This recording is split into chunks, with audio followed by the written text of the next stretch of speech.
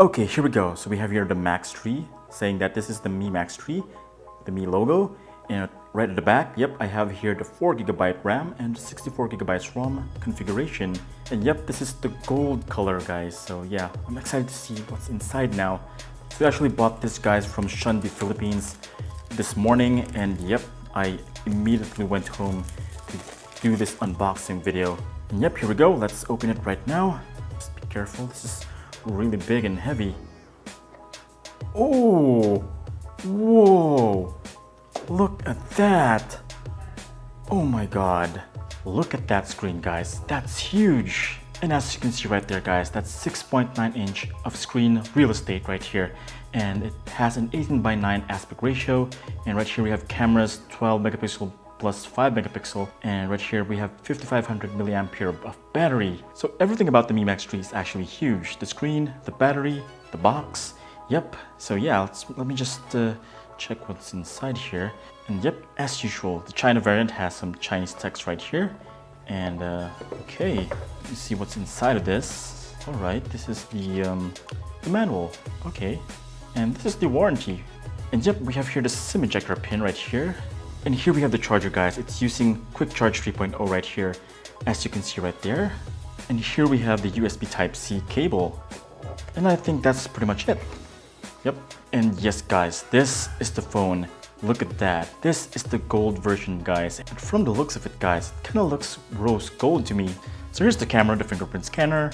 The headphone jack is at the top. And I don't know if that's the microphone, I guess. I'm gonna check if this has an IR blaster. And right below we have here the USB-C and 2 speaker grills. And yep, we have the volume rockers here at the right and the power button right here. And at the left we have the SIM card slot. And yep, let me just check the SIM card slot right here. And whoa, look at that, guys. This is actually expandable, guys. There's an SD card slot right there. And yep, one hybrid SIM right there. Cool. Oh my god. Alright, guys, it's peeling time. Let's peel this.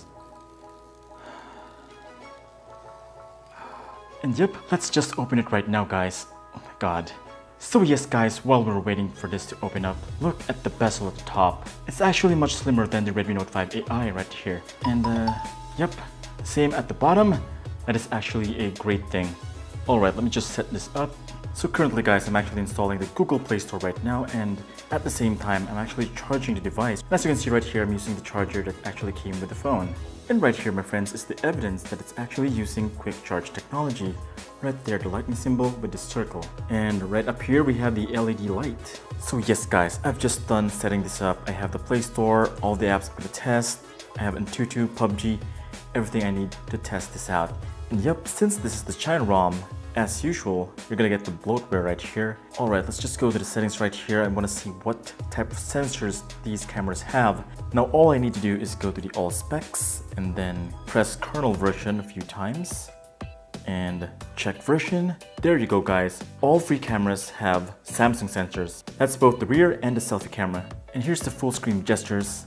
Alright, so that just removed the navigational buttons right here below. So just swipe up to actually go to the home screen, then just swipe left to go back, swipe up and hold, and yep, man, this is really big. So you actually have that full screen experience right here, just like on the iPhone 10.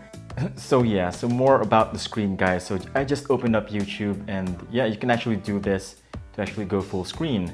And yep, it looks so beautiful, guys. Look at that. And here's what it looks like when actually browsing. Look at that. So it actually fits a lot of content right here because the screen is actually huge. And yep, I'm gonna be doing a gaming test right now. At the same time, I'm gonna be doing a battery drain test, a quick one, just a quick one. So I just charged it to full, guys. I'm gonna be playing PUBG for 1 hour. So let's see what that looks like. So for the first part, guys, I'm gonna show you the high settings right here. HD graphics, high frame rates, realistic. All right, let's just start playing. And whoa, look at that. It looks really smooth. And this is running on a Snapdragon 636 processor. Yep, the same one here on the Redmi Note 5 AI. And yeah, there's the shadow and the textures are really nice. Yep, you can really play this at high settings. Cool. I'm really kind of impressed. Well, from the looks of it, guys, I can see that the game is running very smoothly here. I think it's running at around 30 frames per second. Yep, let's just see how hot this is. I just died. And yep, 40 degrees Celsius. That's actually pretty cool. And I have been playing for what? Almost 15 minutes already? Now let's see if this is gonna fit here on this iPega controller. And we have here the handle. And okay. Nope, it doesn't fit. Look at that. It's already more than the edge. And if I actually force it, it's gonna damage or gonna scratch the phone. So this is the graphics on high settings. Now let's just try the max settings right now. Alright, now we've seen it on HD. Let's try HDR. And yep, here guys is HDR graphics. And from the looks of it, yeah, there's a little bit of lag there. But it's still very playable. But I believe, guys, that the best settings for PUBG on this phone is actually high settings, because you don't want to trade gameplay for graphics. And yeah, lag is actually the difference between life and death here. But this, my friends, is really impressive. Being able to play HDR on PUBG on a Snapdragon 636 is just mind-blowing. And yep, I forgot, it's already 32 minutes. Okay, let's just check the battery. So yeah, here it is, guys, 90%. I've been playing PUBG for 30 minutes. 32 minutes. That's actually pretty good. Okay, we're gonna play for 30 more minutes and let's see how that goes. Now the only downside I see here on this screen is that, what if you watch porn? Okay, it's just huge.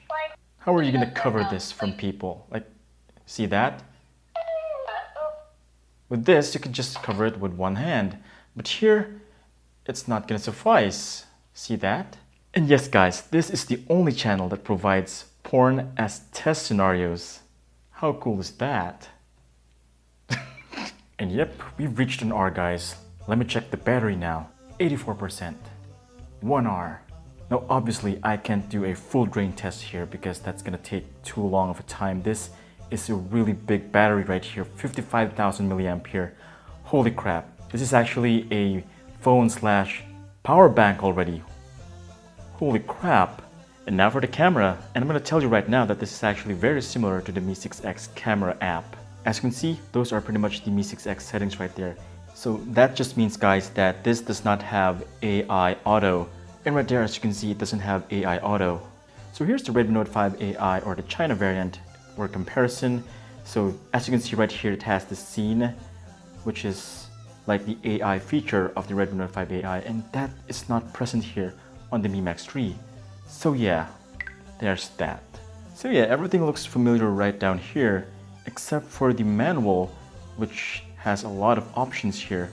So for the aperture, it can actually go 100 to 10, and for the shutter speed, from 32s to 1 to 1000s, and for the ISO, 3200 to 100. And now for the photos and videos. And coming into the photos, guys, for me, they both look very similar in detail when it comes to close-up shots in daylight. I guess the main difference I noticed here is the bumped up saturation on the Mi Max 3, which makes the subjects look a lot more livelier. And for portrait mode though, the Mi Max 3 is better. The Redmi Note 5 tends to darken the subject when applying the bokeh. For HDR though, the Mi Max 3 is better, as you can see up here at the clouds. And coming into the low light, you can see that the Mi Max 3 is actually less noise here, and the exposure is much better too. For the selfies though, I can easily say that the Redmi Note 5 looks so much sharper and handles lighting better. Alright guys, so this is the rear video test, and yep, the weather here is quite bad, as you can see right here. So this is a 1080p video, and yep, I need to be quick about this because both of these phones are not water resistant. I'm actually carrying an umbrella right now and it feels so weird. Yeah, let's just move on.